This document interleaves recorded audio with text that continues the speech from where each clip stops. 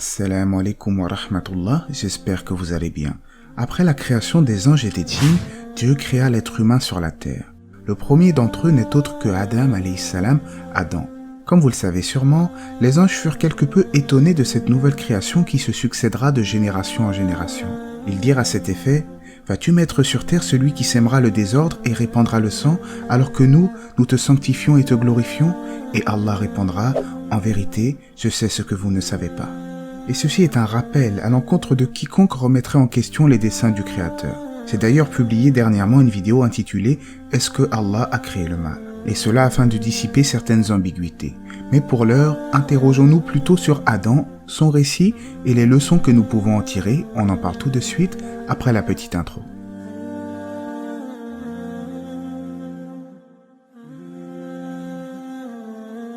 Après avoir créé Adam, le premier homme de l'humanité, Dieu ordonnera alors aux anges de se prosterner devant cette nouvelle création.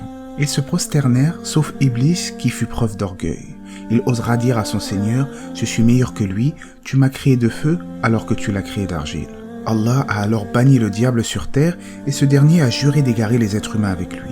Allah lui accordera un délai en disant que ceux parmi les humains qui le suivront dans la mauvaise voie finiront par en payer le prix dans le feu de l'enfer. Iblis a tout à fait mérité ce châtiment, car il s'est montré méprisant, orgueilleux envers Adam, et de surcroît il a désobéi à l'ordre divin avec des arguments fallacieux. Ce qui nous amène à une petite réflexion. Le diable a été banni pour une seule désobéissance, certes accompagnée d'orgueil, mais en tirons-nous des leçons?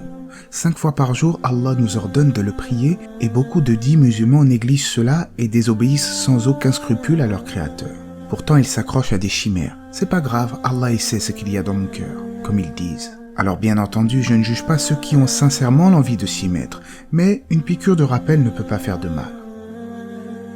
Après la création d'Adam, Allah créa son épouse Ève, comme l'indique le sens du verset. C'est lui qui vous a créé d'un seul être duquel il y a tiré son épouse pour qu'il trouve de la tranquillité auprès d'elle. Puis Allah donna le paradis comme demeure à Adam et Ève. Et nous dîmes: « Ô Adam, habite le paradis, toi et ton épouse, et mangez de ses bienfaits à votre guise. Mais n'approchez pas de cet arbre, sinon vous seriez du nombre des injustes. » La question qui peut nous venir à l'esprit est de savoir si ce paradis qui a été habité par Adam était au ciel ou sur terre. La majorité des exégètes estiment qu'il s'agit du paradis céleste, mais comme une divergence en entraîne parfois une autre, Amawardi a cité 2 autres avis sur ce paradis. Certains disent qu'il s'agit du paradis éternel, tandis que d'autres pensent qu'il s'agit d'un paradis spécifique qu'Allah a créé pour en faire un lieu d'épreuve pour Adam et Ève, et Allah sait mieux.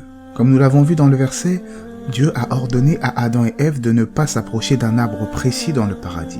Mais Satan va réussir à les tenter en disant: « Ô Adam, veux-tu que je te montre l'arbre de l'éternité qui te donnera un royaume impérissable ?»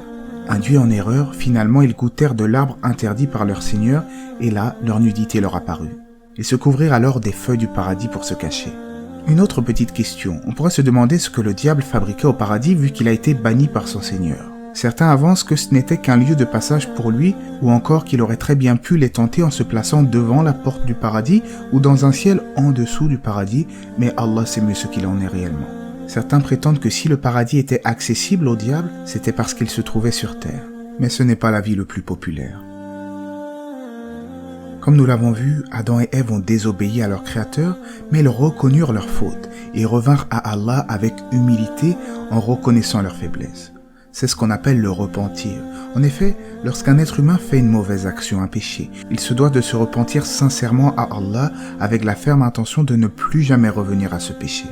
Puis Allah dit dans le sens du verset: « Sortez du paradis et descendez sur terre. Vous serez ennemis les uns les autres. » Ces propos s'adressent à Adam, Ève et Satan, le diable.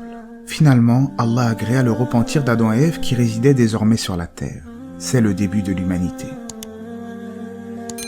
Allah dit dans le Coran dans le sens du verset: « Ô vous les hommes, nous vous avons créé d'un mâle et d'une femelle, et nous avons fait de vous des nations et des tribus pour que vous vous entreconnaissiez.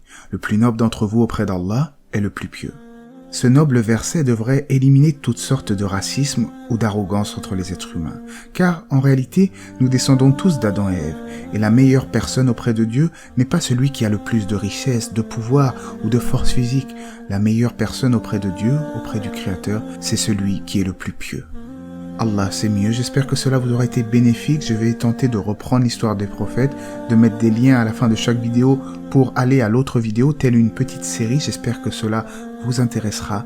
Que la paix et les bénédictions d'Allah soient sur le prophète, sa famille et ses compagnons.